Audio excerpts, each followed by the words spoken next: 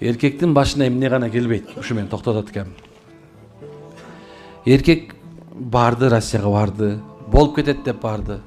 Бирок Кыргызстанда турган үй бүлөсүн курсагын ток, кийими бүтүн, квартпласы төлөнгөн, жакшынакай кылып багып атат. Эми бизге болсо субханалла ошончо кылынган жакшылык унутулат дагы, ал машина алып койгон жок, үй алып койгон жок, көбүрөөк бир нерсе кылып койгон жок деп мынекен көбүрөөк жагын айтышат. Бирок биягында ошол үй бүлөнү багайын деп субханалла ал стройкада иштеди, курьер болуп иштеди, эшиктин алдын шыпырды, дагы бир нерсенин баарын кылды да. Ушул нерсе субханалла мынакей көп убакыттарда аялдардын көпчүлүктөр тозокко кирет деген нерседе эмне үчүн дегенде ушу күйөөсүн айтат экен. Сен ушунча сени менен жашатып бир жакшылык кылып койдуңбу деп айтат экен да. Бирок субханалла керелден кечке тоңуп стройкада жүргөн жакшылык эмеспи?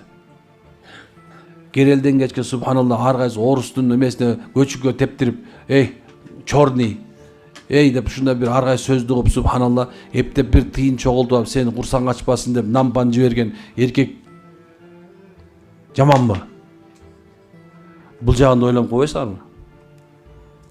Бирөө бар экен субханалла болуп кетет экен, бирөө болот экен эч качан болбойт экен, бирок күнүмдүк курсагыңды ток, кийимиңди бүтүн кылды да турабы ырыскыңды. Сенин ырыскыңда эмне болсо ошону берди, алып келди. Мында кичине бир баалаш керек да.